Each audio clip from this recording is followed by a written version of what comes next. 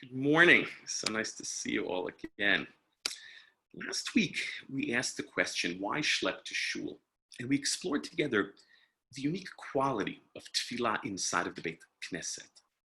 This morning, I would like to look together with you at the mitzvah, if it is a mitzvah, of tefillah b'tzibur, davening together with a minyan. And we'll actually ask that very question. Is tefillah b'tzibur, is davening with a minyan a mitzvah or a ma'alah? Is it a chovah, an obligation, a requirement, or is it just a ma'alah, an advantage, something which assists with the success of one's tefillah? And lamai nafkamina, what are the practical implications? Halacha l'ma'aseh, if we say that tefillah b'tzibur is a mitzvah, or if it's just a ma'alah b'alma. So we'll begin by taking a look at a Gemara, which we actually began with last week. We saw part of it last week. One moment, let me put it up on the screen for all of you. Share screen.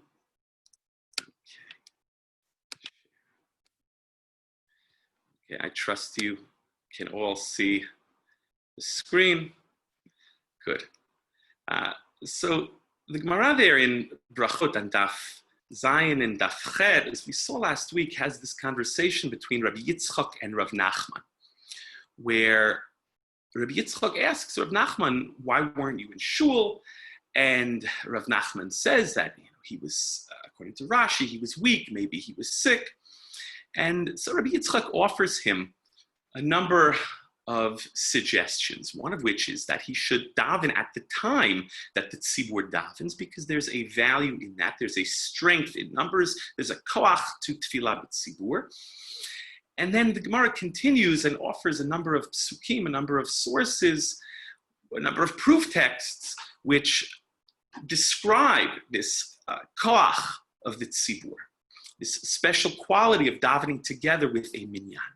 Again, take a look where I've underlined, because this is important and informs our discussion this morning. Rabbi Natan Omer. So the Gemara brings another braita, Tani Nami Hachi. We have this idea from another braita that the time at which a tzibur davens is a favorable time, and the tzibur is not turned away, and Hashem doesn't despise their tefillah. So the Gemara brings another bright, another source which proves this. Rabbi Natan Omer, Rabbi Natan says, Minayin she'ein HaKadosh Baruch Hu mo'es b'tfilatan shel rabim. From where do we see that God does not despise the tefillah of the tzibur, of the minyan, of the public? Okay, of the congregation, the group. Okay, but the implication is that we're talking about a minyan of 10. And the Gemara brings a pasuk, Hein el kabir velo yimas. Okay, Hashem, behold, Hashem does not despise the numerous. In other words, when you have a significant group of people together, Hashem does not despise their tefillah. Hashem accepts their tefillah. Uchtiv, right? And the pasuk says, it's written, Padav shalom nafshi mikravli, that he redeemed my soul, Hashem redeemed my soul in peace from battle, right? So what does it mean, Hashem redeemed my soul in peace? Amar HaKadosh Baruch Hu, the Gemara continues, the Braita continues and says that God says, Kol osek b'Torah u'gemilut chasadim u'mitpalelim atzibur, all who engage in Torah, in acts of kindness, and again, what's important for our conversation this morning, daven with the tzibur, daven with a minyan. Okay, in that case, we apply that Hashem redeems their soul in peace, right? This pasuk, one who davens with a tzibur, ma'ala ani alav ki'ilu pida'ani li ulevanai miben umot ha'olam. It's as if I redeem. Hashem redeems me and my children from among the nations of the world. It's a question on how to exactly teach this pasuk. Are we saying that we are kiviyachol redeeming Hashem, or that Hashem is redeeming us? But somehow it's understood that davening together with the tzibur, along with learning Torah, along with acts of kindness, that somehow brings about the geula. By the way, some point out that, just as Chazal here and in many places praise one who davens together with the tzibur, one who davens with a minyan, and here it seems to be saying it brings about the geula. In some places, the Achronim suggest just the opposite. If a person maybe doesn't daven with the tzibur, maybe it causes the geula to take longer. Okay, one wants to hasten the geula. Maybe if a person doesn't daven with the tzibur, maybe we say the opposite, that it makes the geula take longer. In any case, here and in many places, Chazal praise one who davens together with the tzibur, and they describe the koach, the strength, the merit, the advantage in davening with the tzibur. As we said last week, tzibur is Roshei Tevot Tzadikim, Beinonim, and Rishaim. Everyone davens together, no matter who you are. And the tefillot are lifted, or the tefillot ascend together. And that, of course, is the benefit for a person who maybe on his own merits doesn't warrant his tefillah being listened to, but his tefillah ascends together with the tefillah of the tzibur, of the community. But the Gemara doesn't say that it's a mitzvah or that it's a chovah. The Gemara here and in other places suggests that it is a ma'ala. It is an advantage. It's preferable. One can get his tefillah heard that way. Maybe it even hastens the redemption. But doesn't say that it's an obligation to daven with a tzibur, with a minyan. So that, of course, is our question this morning. Is it a mitzvah? Is it a chovah to daven with a tzibur, to daven together with the minyan? And so we'll look together at a number of passages in the Gemara which may suggest that it is a mitzvah.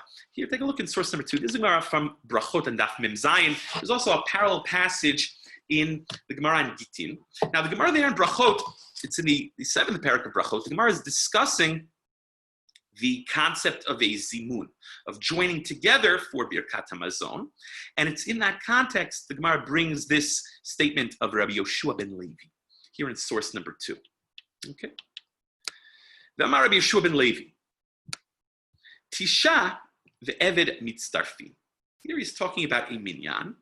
Okay, could be maybe a minyan for zimun, for Birkat HaMazon, or a minyan for tefillah. There's a question whether the two are the same requirements, or maybe they're different, completely different, whether we can draw parallels and even learn out halachot from one to another. We spoke a number of months ago already about making minyanim via Zoom, making minyanim from a mirpeset, from a porch. And so what if one is not in the same room as 9 other men? Can we be mitzaref to the minyan as long as you can see one another? So some want to say, well, we learn from the laws of Birkat HaMazon by a zimun, by a minyan, by Birkat HaMazon, as long as they could see one another, they could be together. Does that apply to tefillah as well? But in any case, it's in that context of Birkat HaMazon where we have this teaching of Rabbi Yoshua ben Levi, which is talking about a minyan. And he says that in order to make up a minyan, you can have 9, meaning 9 full-fledged Jewish men and an Eved. And here we're talking about an Eved Knani. An Eved Knani who has a status similar to a woman in terms of his obligation in mitzvot. Okay, when he is ultimately freed, he becomes a full-fledged Jew.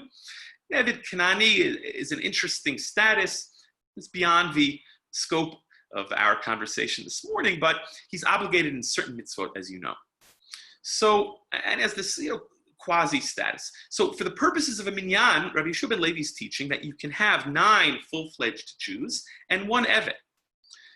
Mitzvah, but they challenged this, and they brought a maaseh, a story, an incident that happened. Rabbi Eliezer happened with Rabbi Eliezer once. Shenichnas lebeit hakneset.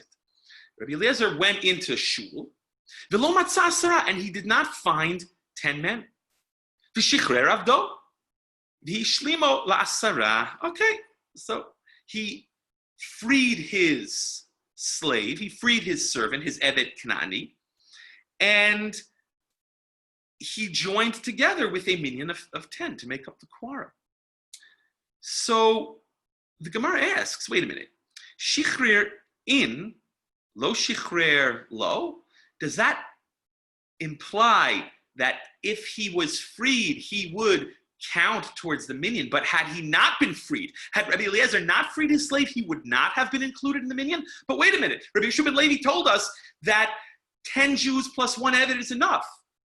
So why couldn't he have stayed an Eved? This story seems to challenge the teaching of Rabbi Yeshua ben Levi, because the story says that Rabbi Eliezer freed his slave. Why did he free his slave? Presumably, he didn't have to free his slave. From the story, it would seem that freeing the slave allowed him to join into the minyan. Had he not freed him, he would not have been able to participate in the minyan. So no, the Gemara clarifies what actually took place, okay? And says, oh, you know what happened in this story? There were actually, in this story when Rabbi Eliezer went to shul, they needed 2 people. There were only 8 full-fledged Jews, Jewish men, and they needed 2 people to make up a minyan. So what happened? They needed 2. Oh, it just so happened Rabbi Eliezer came into shul with 2 avadim, with 2 servants. And the Gemara says, shichrer chad, denafik bechad. Oh, he freed one, turning him into a full-fledged Jew. Now you have 9. And then they were yotzei the minyan with that 10th Eved. Oh, and this now shtims, this now is no longer a challenge with what Rabbi Yeshua ben Levi said when he said that you can have 9 Jews plus an Eved. In this story, Rabbi Eliezer came in with 2 avadim. He freed one, making 9 Jews, and then 9 Jews plus 1 Eved. Oh, okay. So now the Gemara asks the question, but how did we allow Rabbi Eliezer to do this? Or how did Rabbi Eliezer have the right to do this? Because there's a mitzvah, which, and again, the whole concept of Eved Kanani is far beyond the scope of our class this morning, but there's a mitzvah which would seem to suggest that the Eved is supposed to be with you forever, ad infinitum. Okay? So the Gemara asks the question, how did Rabbi Eliezer do this? How did he free his slave? V'amar Rav Yehuda. Rav Yehuda said, Kol ha'mishachrer avdo over ba'aseh.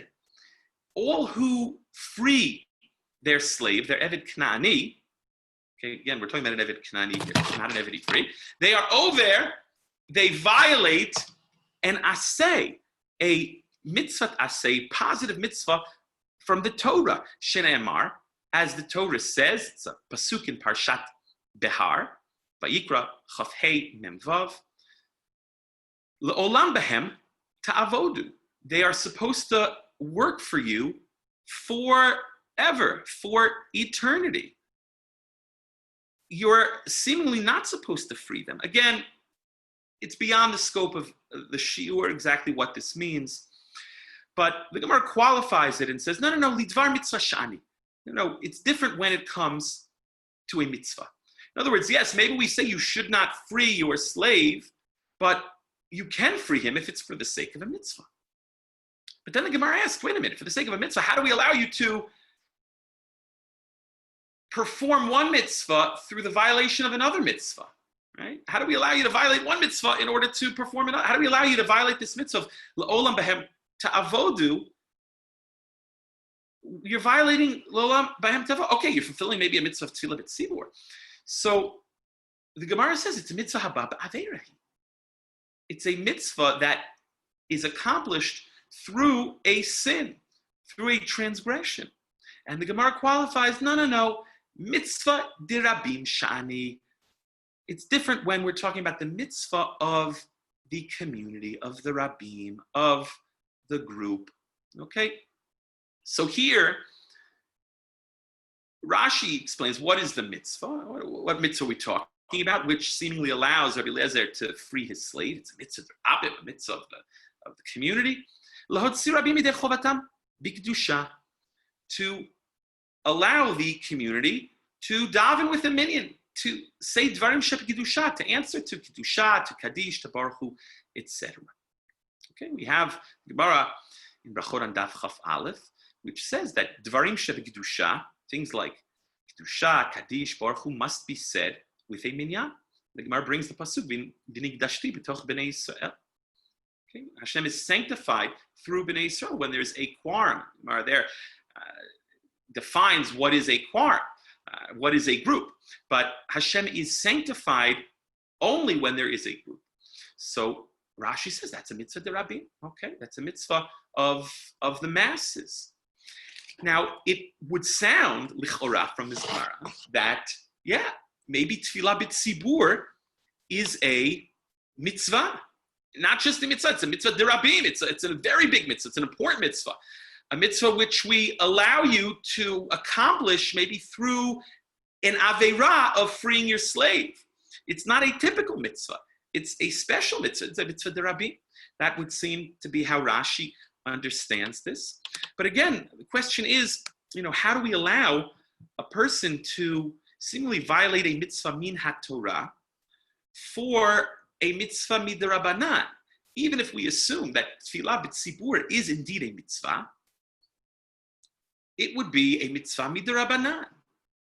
Okay, so Tosfot there, just for the sake of time, we're not going to look at it together, but Tosfos explains that we do have an example by Avelut, where a mitzvah mid'Rabbanan can push off an aseh of the Torah.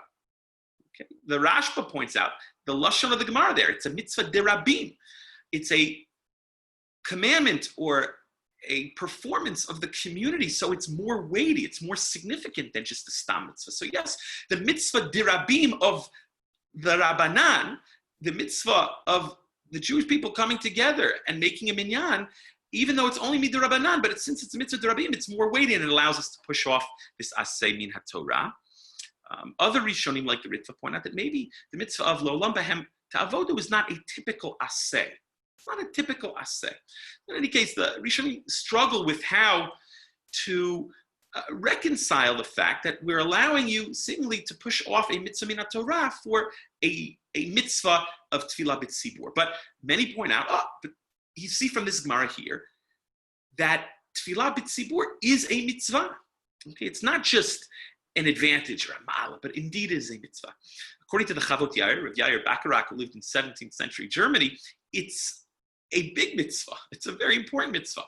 He claims that it's a mitzvah min haTorah, okay, which again, we're trying to reconcile how we allow you to push off this aseh min haTorah of Lo'olam Bahem Ta'avodu, of freeing your slave. So according to the Chavot Yair, he says, it's a mitzvah min haTorah to daven together with its tzibur. V'haraya, the Gemara I previously mentioned, Brachot Daf Chaf Aleph, where we say that we learn out the fact that dvarim shebekdusha, things like Kaddish, Kedusha, Baruch Hu, etc., need to be said together with a minyan because of the pasuk V'nigdashti b'toch b'nei Yisrael. So according to the Chavot Yair, that's not just an asmachta b'alma. It's not just a pasuk that Chazal bring in order to reinforce their enactment, but no, it's a mitzvah min haTorah. According to the Chavot Yair, answering Kedusha, saying Kaddish, Baruch Hu, together with the minyan, is a mitzvah min haTorah of V'nigdashti b'toch b'nei Yisrael. Okay, and so that's how he explains why it allows us to push off this mitzvah of Lo'olam Bahem Ta'avodu. Okay, so that's a big chiddush. That he says that tefillah b'tzibur is not just any mitzvah, that it's a mitzvah min haTorah. It's a kiyum of v'nigdashti b'toch b'nei Yisrael. Hashem says, I will be sanctified among the children of Israel when they answer these things together with a minyan, which can only be accomplished when you have a minyan. And that's how he understands how Rabbi Eliezer was able to free his slave. Okay, and here I put the Rosh. It seems Chavot Yair seems to be based on this Rosh. The Rosh also evokes this pasuk V'nigdashti b'toch b'nei Yisrael. Okay, and he says that the mitzvah of the rabbim is different because again it's causing about this performance of the mitzvah V'nigdashti b'toch b'nei Yisrael. Dahainu aseh demekadshim et Hashem ba'asara berabim. You're fulfilling a positive mitzvah of sanctifying Hashem's name among 10 people, a quorum of individuals. Okay? So Chavot Yair seems to shtim with the Rosh here. Others bring a Gemara from Pesachim to suggest that tefillah b'tzibur is indeed a mitzvah. There, we're talking about washing hands, we're talking about dough. Okay, so the Gemara says, Amar Rabbi Abau, Amar Rabbi Shimon ben Lakish, here in source number 7. It's Gemara in Pesachim, Daf Mem Vav. So Rabbi Abau said in the name of Rabbi Shimon ben Lakish, Legabel ulitfila ulenetiat yadayim arba milim. Okay, someone that is kneading the dough, he's working with the dough, he has to have clean hands, pure hands, so he has to walk arba milin, a distance of 4 mil, in order to wash his hands, in order to make sure that his hands are pure. Ulitfila, we'll have to explain what that means. Are we saying that a person has to walk 4 mil for tefillah to make a minyan? Or are we saying that we're talking about the distance a person would have to walk to get water to wash his hands before tefillah? And that's a machloket rishonim, how to understand this Gemara. But the Gemara says that legabel, someone who's kneading the dough, tefillah for prayer, ulentilai yadayim, and to wash hands. Again, what is the washing hands here talking about? Rashi says it's to eat. We're talking about washing hands before bread. So that a person has to walk arba milim. So Rashi understands tefillah here to mean just that, tefillah. Right? We're not talking about washing hands for tefillah, but we're talking about tefillah, that a person has to walk 4 mil in order to make a minyan, in order to participate in a minyan. Okay? Which would imply that tefillah b'tzibur is a mitzvah. If it's not a mitzvah, we would not have to impose that on a person. We wouldn't impose that. A person would have to walk 4 mil, be matriach himself, that significant distance. And there's a whole discussion, what we're talking about. Is it actually walking 4 mil? Are we talking about a distance, or are we talking about traveling the time it would take to walk 4 mil? A mil is 2,000 amot, which is approximately 18 minutes. That's what we assume, somewhere between 18 to 24 minutes, or different shittot. Let's say we're talking about 18 minutes. So that would be 72 minutes. So Rashi here in source number 8, where I've underlined, he says, V'chein l'tfilah. He understands this Gemara to mean simply a person has to walk 4 mil for prayer. Ima halech adam baderech, va'et lalun v'litpalel. Person's traveling, right? And he could what? He could find a place to sleep and daven there by himself. But wait, im yesh bet knesset lefanav berichuk arba milin holech umitpalel sham v'lan sham. But if he has a shul, if he knows that, oh, there's a Jewish community in a shul 4 mil, if I continue on this road at a 4 mil distance from where I am now, so the Gemara says, according to Rashi says he should continue and walk and daven there and sleep there.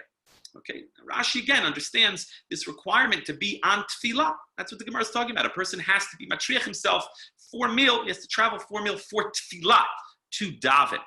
Okay, so according to Rashi, that would mean that a person has to travel an additional 2,000 amot. Again, it's a whole discussion whether we're talking about distance or how long it takes. So a person would have to travel for approximately 72 minutes, let's say, in order to get a minyan. So if it's a choice of staying where he is now or continuing, Rashi says he has to continue for tefillah. But take a look at Tosfot there, here in source number 9. Tosfot agrees with the opinion of Rashi. It appears to me that Rashi is correct, the Perush HaKuntris. V'lo ke'aruch, he cites the Aruch. He says, Rashi is not like the Aruch. The Aruch understands the Gemara differently. According to the Aruch, what is litfilah? Hainu lirchotz yadav litpalel. According to the Aruch, when the Gemara says that a person has to go arba mil in order to daven, it's talking about in order to get water to wash his hands to daven, which, that reading of the Aruch seems to stem a little better with the context there, where we're talking about washing hands, getting water for kneading dough, nitilat yadayim before eating. It would make sense, maybe the reading of the Aruch, that we're talking about washing one's hands before tefillah. And that's how the Rambam assumes. The Rambam also assumes like the Aruch and brings this down in his discussion of nitilat yadayim. So,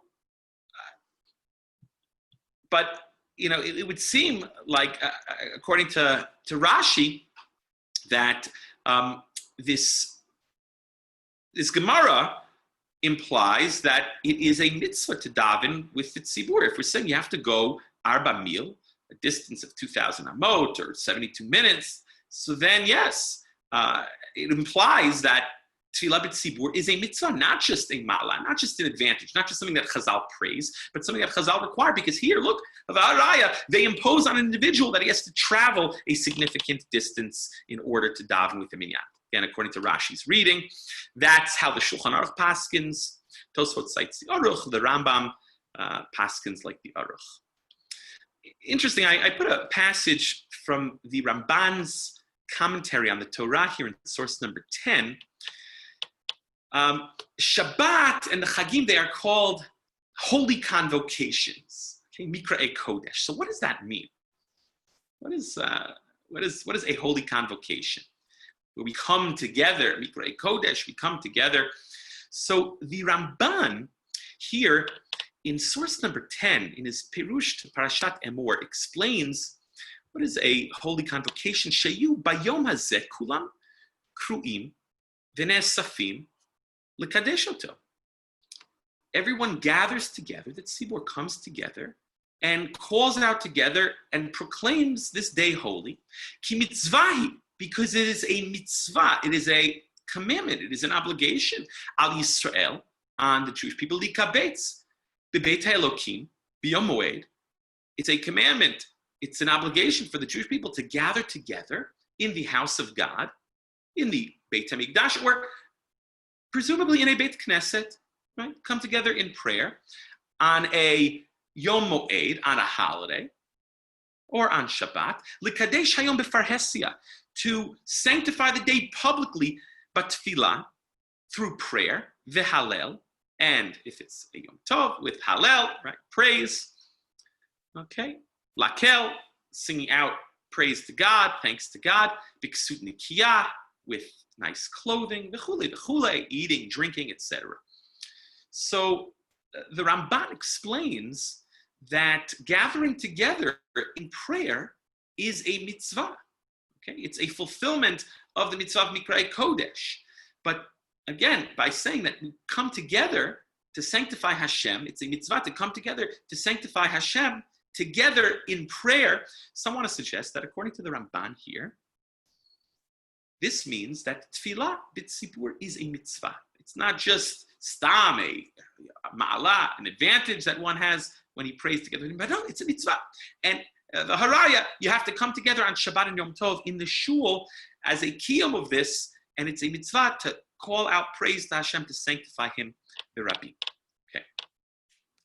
What's interesting is, if you look very carefully at the language of the Rambam, and we'll see in a moment, the language of the Shulchan Aruch, it's not so clear that according to the Rambam and according to the Shulchan Aruch, tefillah b'tzibur is a chovah, is an obligation. Okay, maybe we have to be a little brisker about it and make a distinction between a mitzvah and a chovah, right? You have this brisker typology. Chaim and many others continue along this path. Soloveitchik, but many briskers will look at a certain mitzvah and they'll make a distinction between a kiyum ha-mitzvah and a chovah, right? Or a mitzvah chiyuvit and a mitzvah kiyumit. There's the obligation and then there's a kiyum. So if you look at the language of the Rambam very carefully, and by the way, this whole discussion may be rooted in the machloket whether tefillah is a mitzvah at all. It's midoraita, midorabanan, under what circumstances. But take a look at the language of the Rambam in Hilchot Tefillah, in Perek Chet, beginning of the 8th chapter there. Tefillah, here, I'll highlight the text for all of you. Tefillat tzibur nishmat tamid. The tefillah of the tzibur is always heard. Okay, person's never turned away empty-handed if he davens together with the tzibur. Tefillat tzibur nishmat tamid, v'afilu hayu behen chotim. And even if there are, as we mentioned before, sinners among them, ein HaKadosh Baruch Hu mo'es b'tefilatan shel rabim. The Gemara that we began with in Brachot and Daf Chet. Hashem does not despise the tefillah of the masses, of the community. Lefichach, therefore, look where I've underlined, tzarich adam l'shatef atzmo im hatzibur. Now, the Rambam said, therefore, a person must, tzarich, person must lishatef atzmo, join together with the tzibur. But the Rambam doesn't say it's a chovah. He doesn't write chayav adam like he does in other places. He doesn't count tefillah b'tzibur as a mitzvah. Okay, well maybe it's only midrabanan, but he doesn't even write that, tiknu chachamenu or mitzvah midivrei sofrim, as he often does when he's talking about a mitzvah midrabanan. The Rambam will write, this is a mitzvah from the rabbis. And it's mitzvah midivrei sofrim, from the scribes, from the rabbis. So the Rambam, his language is not so clear. It's not so clear what he means. And the truth is, maybe the Rambam is lishitato, kedarka b'kodesh, when the Gemara itself is unclear. So the Rambam too is unclear. Many, many examples of this. It's not clear whether one should put on tefillin on Chol HaMoed or not. So you have this major machloket Rishonim and Achronim what to do. Now, the Rambam also is not clear whether one puts on tefillin on Chol HaMoed or not, because the Gemara doesn't deal with it. So the Rambam doesn't deal with it.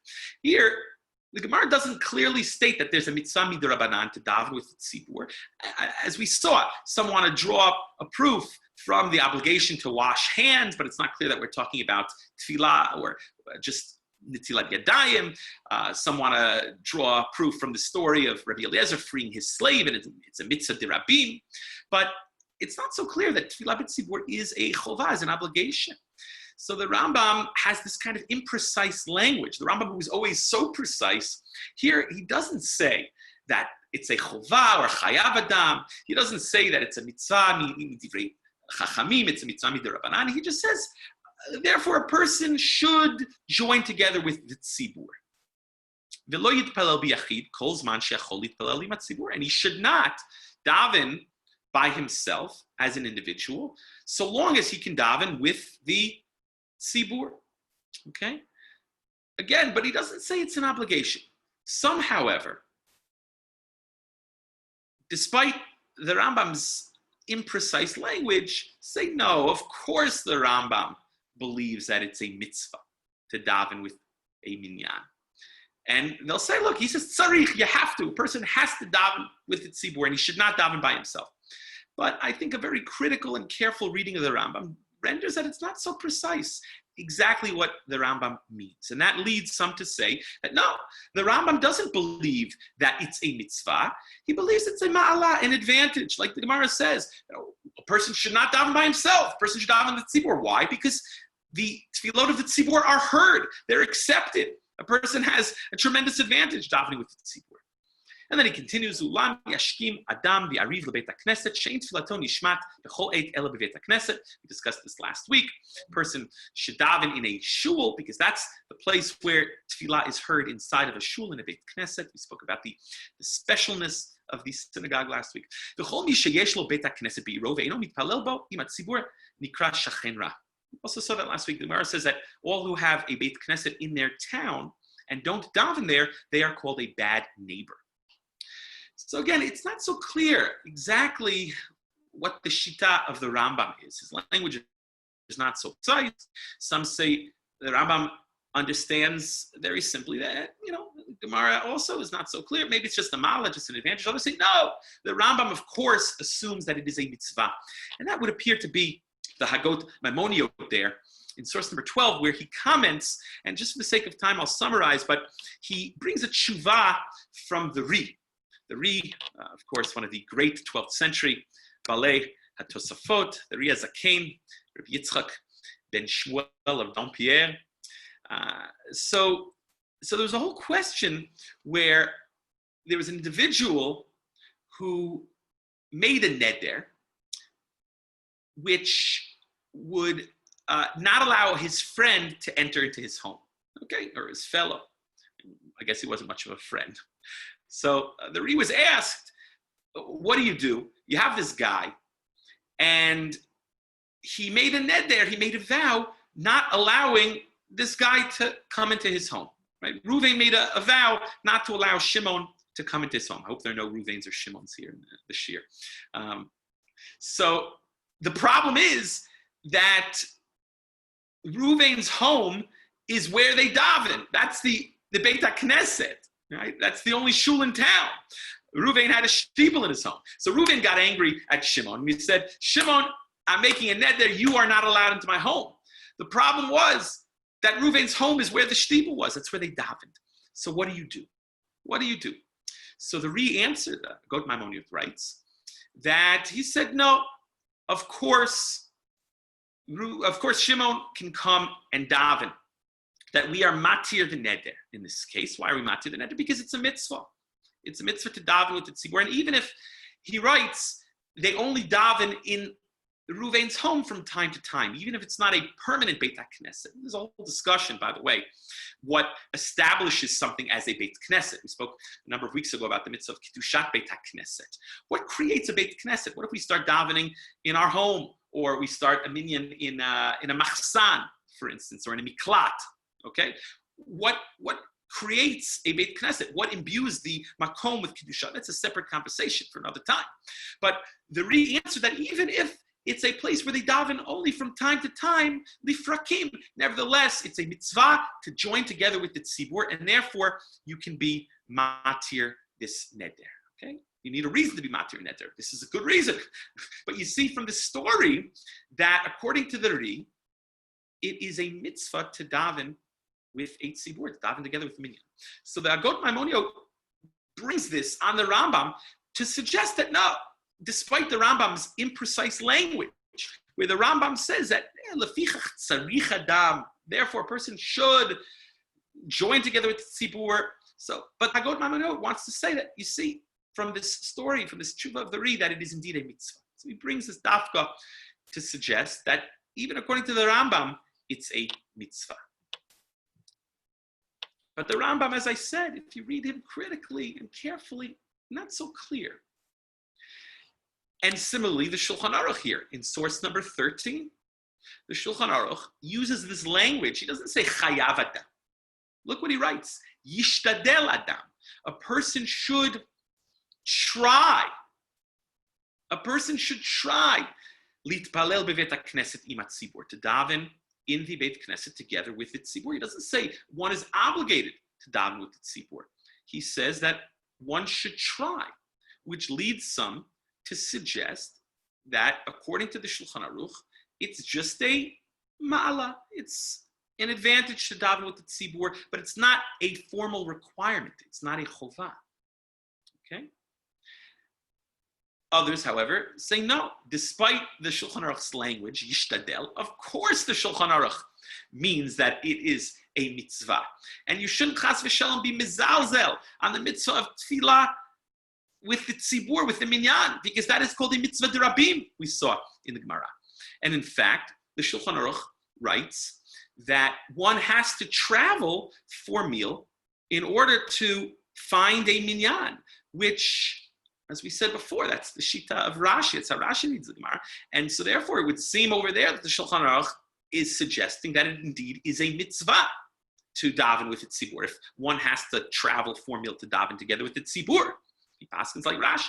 So again, there are those who want to say that despite this language of yishtadel adam, a person should try. No, of course the Shulchan Aruch means that it is indeed a mitzvah to daven with the tzibur. It's not just an advantage, but it's a formal requirement. Okay, but it's not so clear. It's not so clear.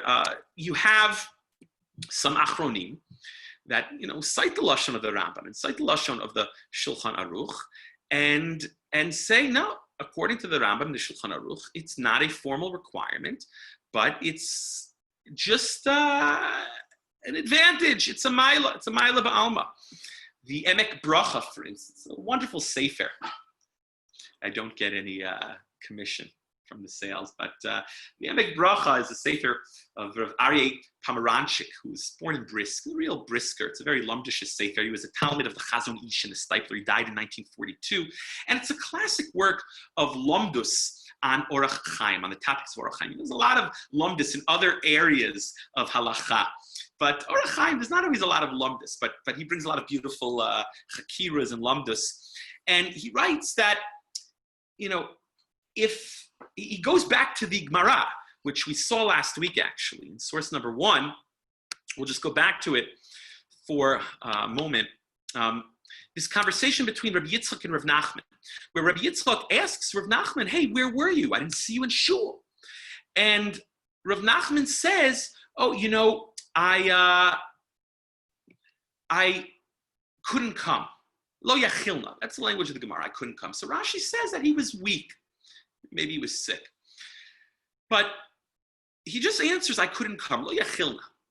So the Emek Bracha says, well, if it's a mitzvah, if we're talking about a formal obligation, what's his answer? He couldn't come. He should try to come, right? Even if he's weak.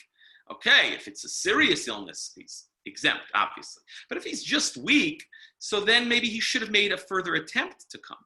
Further, the Emek Bracha, he is medayik in the lashon of the Gemara. What comes next, where Rabbi Yitzchak says to Rav Nachman, okay, so you know what you could do if you couldn't get to shul, so you should gather together 10 people.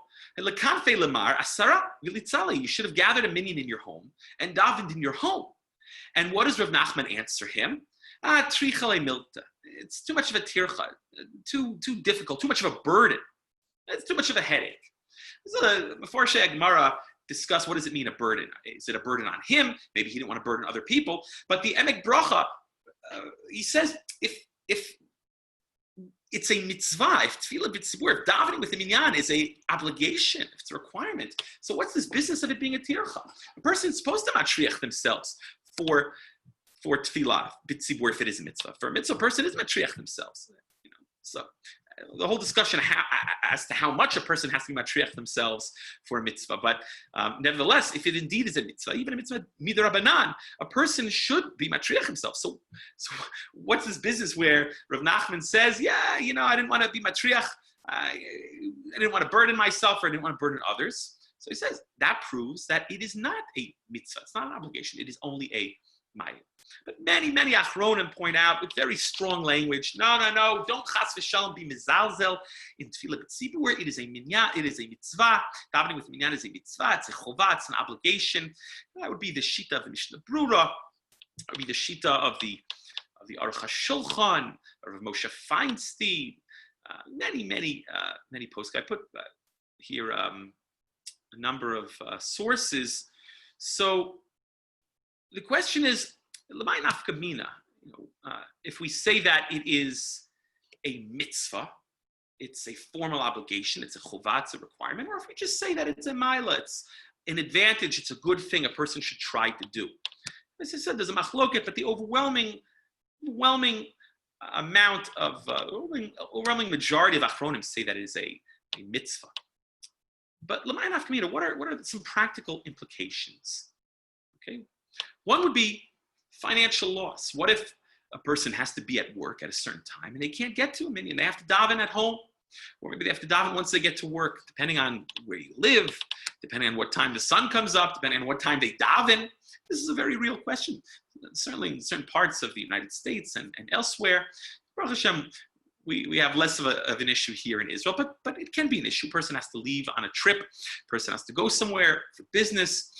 So if you take a look here at the Mishnah Brura in source number 14, the Mishnah Brura writes, "V'im hu ones mamon, shemachmat hishtatuto litpalel im hatzibur, yavo lidei hefsed, yachol litpalel beveito b'yachid o beveit hakneset b'lo tzibur." Okay, if it's going to provide a significant financial loss, if a person does not go to work, leave for work, if a person instead goes to minyan, is makbid to daven with the tzibur, if it's going to impose a financial loss on him. So in that case, he can daven either at home or by himself in shul. As we saw last week, there's a ma'ala, there's an advantage in davening in the synagogue, even if one is davening by himself, not together with the minyan, because there's a special koach, there's a special power to just be in that place. It's a special place. It's a place where the Shekhinah rests. It's a place where HaKadosh Baruch Hu is found, according to the language of the Gemara.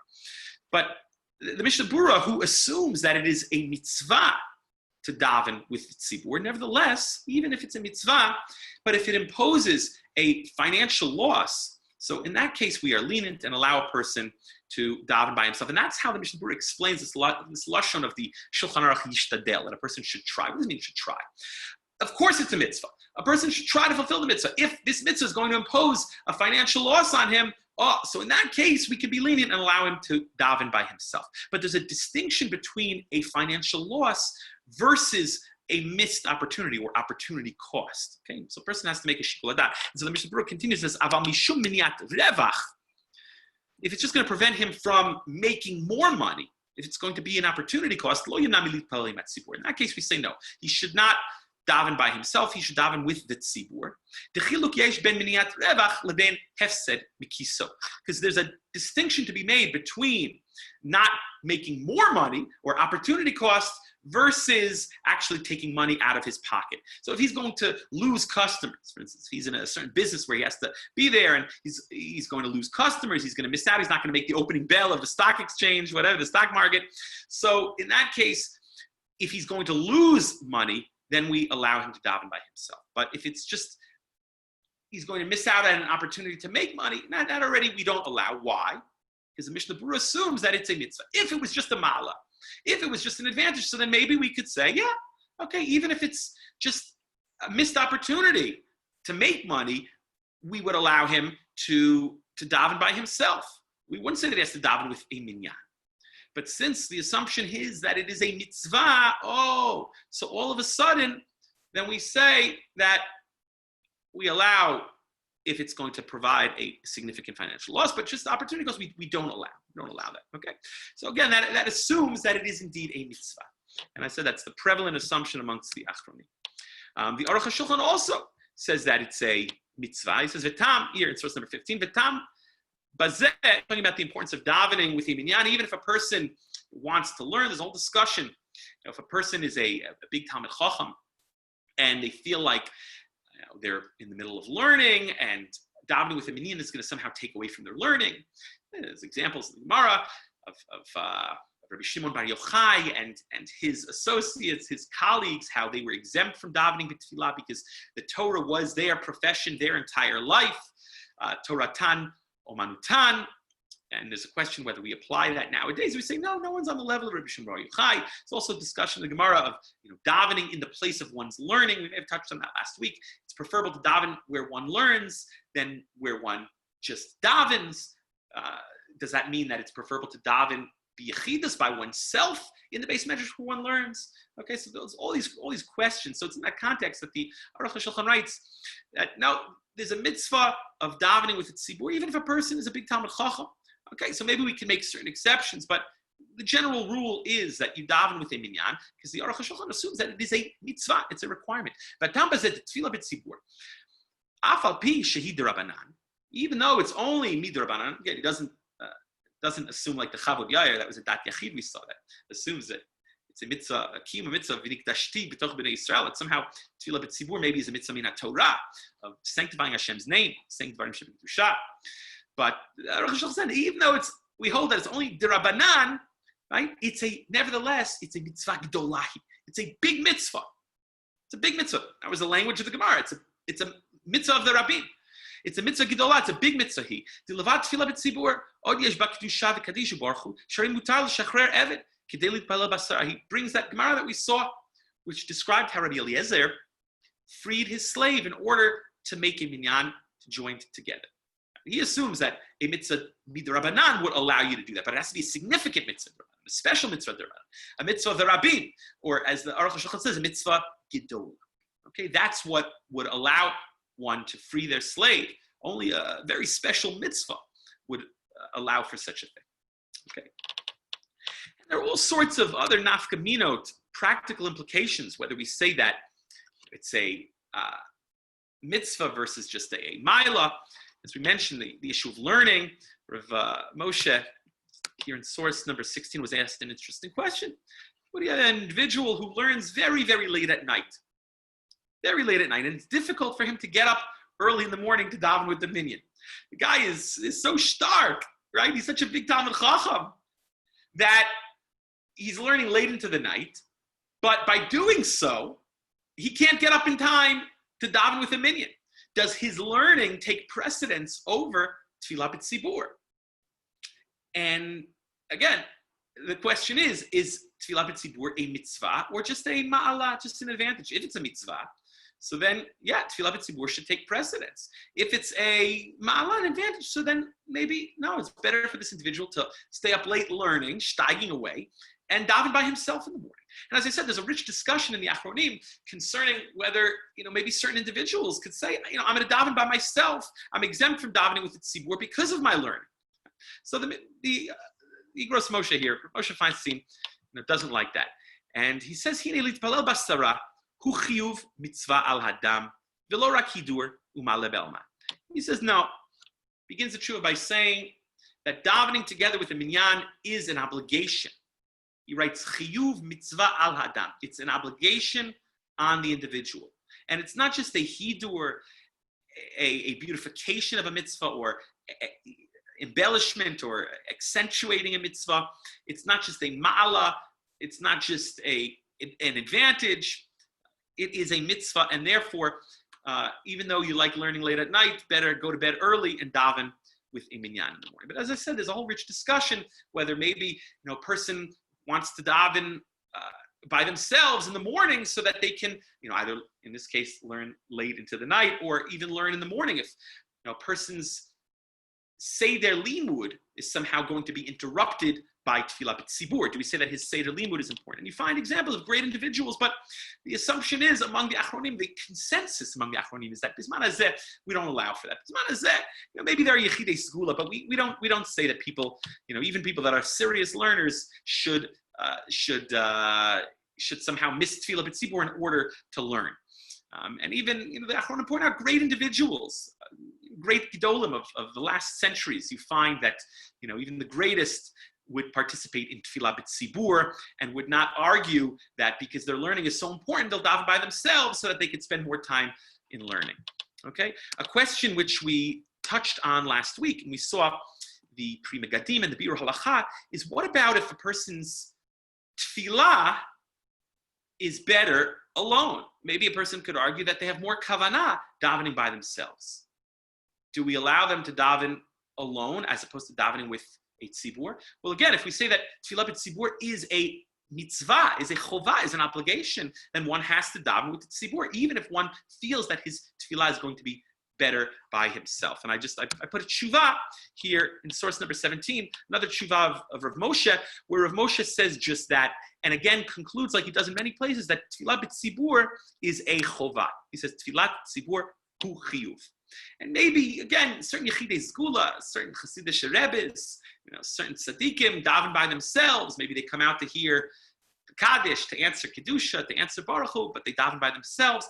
But the consensus is, and that's what we saw last week, in the Pri Megadim and the Biur Halacha, the consensus is that nowadays we assume that people should daven with the tzibur.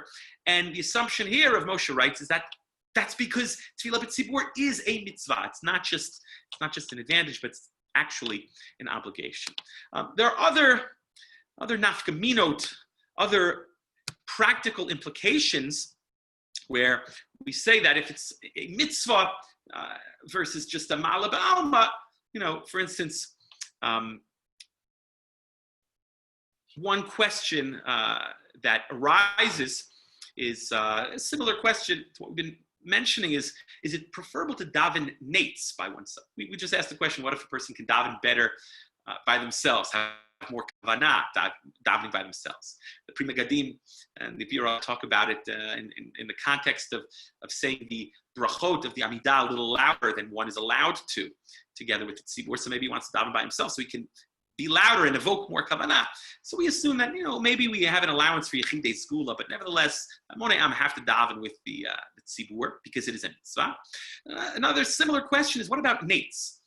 What if a person lives in a community where, there's only one minyan, there's no nates minyan, there's no minyan vatikin? Is it preferable to daven nates by oneself or daven later with a minyan? Okay, so here you have competing values. On the one hand, connecting Gula to Tefillah with the sunrise, which is a tremendous value, right? Or davening with the Tzibur, which is a tremendous value and maybe an obligation. So you have this discussion amongst the Achronim. If we assume that it's a mitzvah to daven with the Tzibur, so maybe that mitzvah of the Tzibur takes precedence. Okay, another question that is raised, this may ruffle some feathers, but what about traveling to an exotic locale where there is no minyan, where a person knows there will not be a minyan? Can one vacation to a destination where there will be no minyan? So that's what I'm open on. If it's lidvar mitzvah, if a person's traveling, to collect tzedakah, or if a person's a mashgiach kashrut and they're traveling, to some factory in who knows where, in China, in Japan, in India. I know someone actually is involved in kashrut in India. So there's not going to be a minyan there, okay, but it's lidvar mitzvah. So we allow you to go. You can miss out on one mitzvah because you're involved in another mitzvah. You're involved in the mitzvah of collecting tzedakah, or you're mashgiach kashrut, fine. But can you stop, just take a vacation? Can you travel to a place where you know there will not be a minyan? So many achronim point out, no.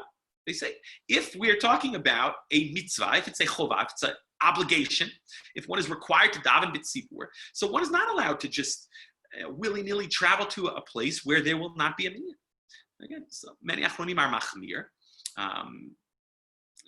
Ask your local Orthodox rabbi, ask your posek. The truth is, today it's not so hard to find a destination where there's a kosher hotel or a kosher program, where there's an organized tour of Israelis, where you can visit an exotic location and also have kosher food and also have minyanim 3 times a day. But again, ask your posek whether or not it's permissible to travel to a destination just on a vacation where you'll know there won't be a minyan there. Also, as we mentioned before, the distance one has to travel.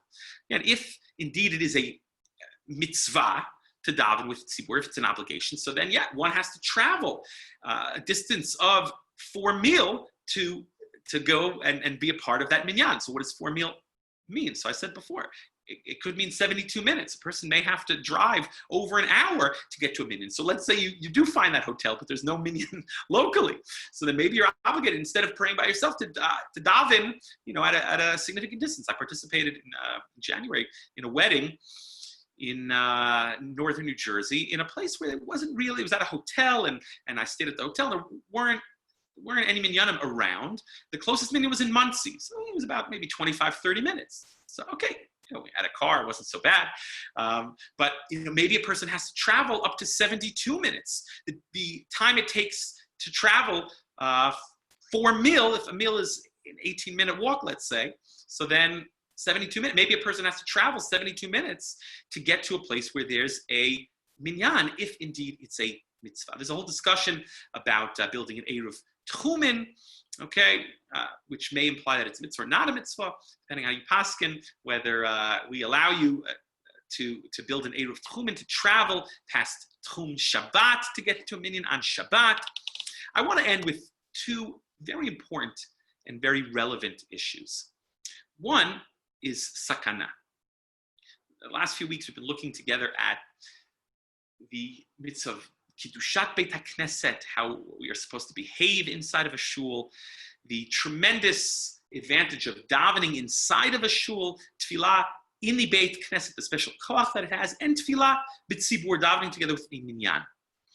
And even if we assume that tefillah b'tzibur is a mitzvah, is a chovah, is an obligation that one must do, nevertheless, when it comes to safety, obviously, we err on the side of caution.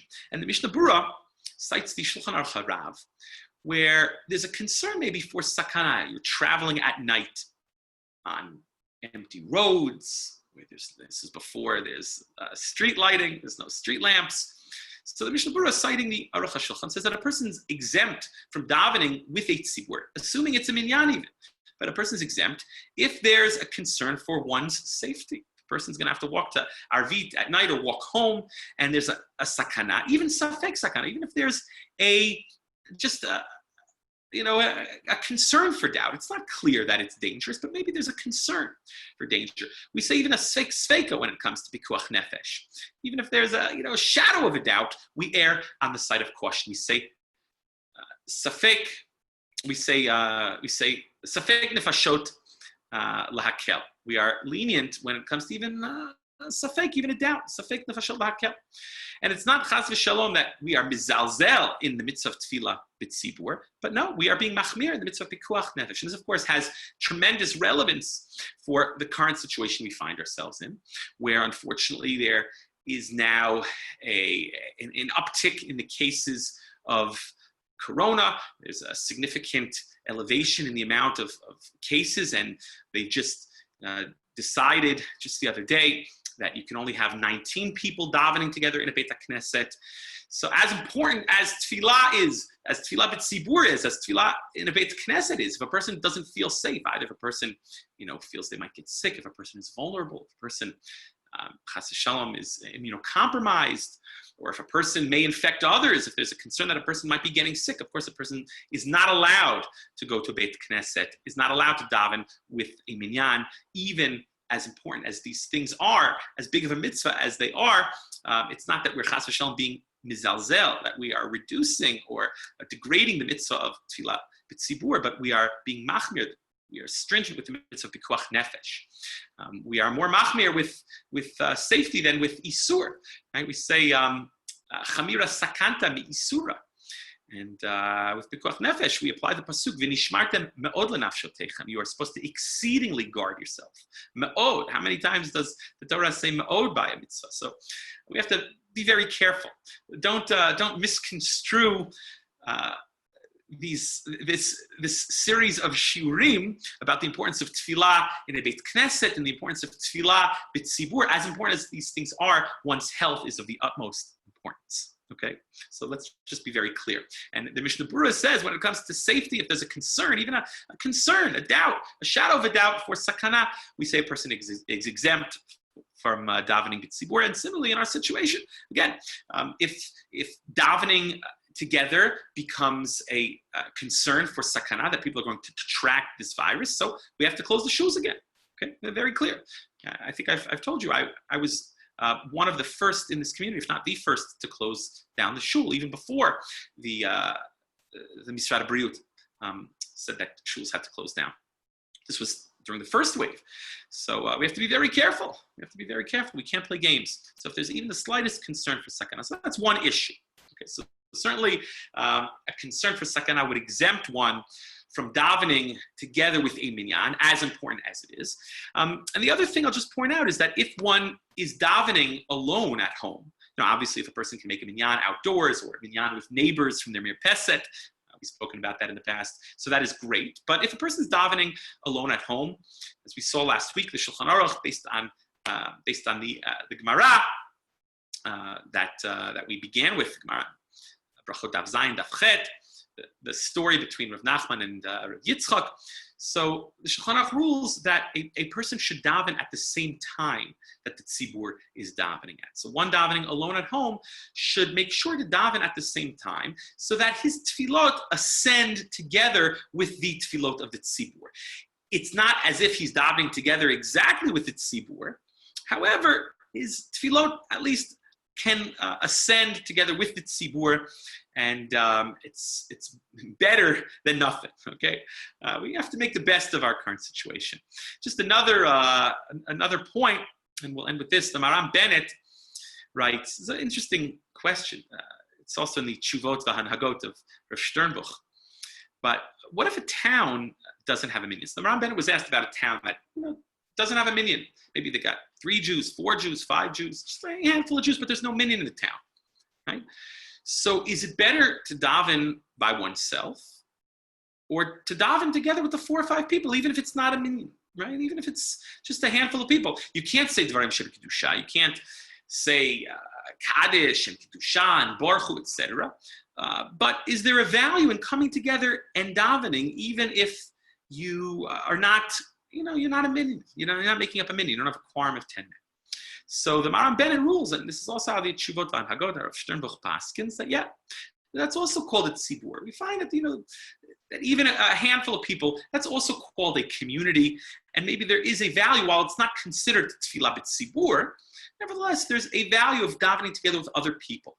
We saw last week how the Gemara says that the Shekhinah rests upon 10 Jews davening together, even 3 Jews sitting together in judgment, 3 dayanim, 3 judges, 2 Jews learning Torah, even 1 Jew learning Torah. So having a few Jews together to daven, there's also a value in that. So if it's possible for a person to daven from their merpeset or daven in their building, maybe even not with a minyan, if they can't get a minyan together, or if they have people in their home, maybe it's better to do that if they can't daven with a minyan. If all of a sudden there's another lockdown and they can't make a minyan, and if they have some people in their home, siblings, whatever, children, grandchildren, whatever it is, maybe there's a value in davening all at the same time. So again, one davening alone at home should, as the Gemara in Brachot and the Shulchan Aruch writes, should time it to be at the same time as the tzibur davens, if there are minyanim taking place, right? Or, what we did when we closed down our shul is, even though we weren't having a minyan, we said, okay, these are these Zmanei Tefillah. We put out a calendar. We're going to daven in Shacharit at this time. So at least everyone could daven together at the same time. Maybe that's another value in the Zoom minyan, which also is not really a minyan. We spoke about that in the past, but maybe davening at the same time, right, via Zoom has some sort of koach, has some sort of strength, or has some sort of advantage. So a person should time their tefillah to be at the same time of the tzibur if they can't daven with the tzibur, or as we just mentioned, in the name of Maran Bennett and Rosh Sternbuch in his Tshuvot Vanagot. So maybe they could daven with, just a few other people. There's a value in that as well. As I said, we have to make the best of our current situation. There's a tremendous value in davening together with a minyan, davening with the tzibur and Mitzvah Shem. Things should turn around for the better. We should have a refuah shlema. All those who are sick should merit a speedy recovery, and we should see and hear besorot tovot, yeshuot v'nechamot for Am Yisrael. We should really see things turn around. Mitzvah Shem will be able to daven the Rov Am once again in the Beit Knesset all together. I'll take any questions to unmute all. You are all unmuted. Any questions?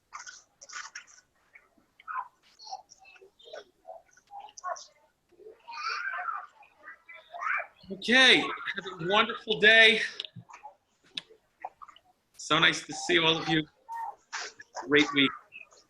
See you, Mir Tashem, 1 week from this morning.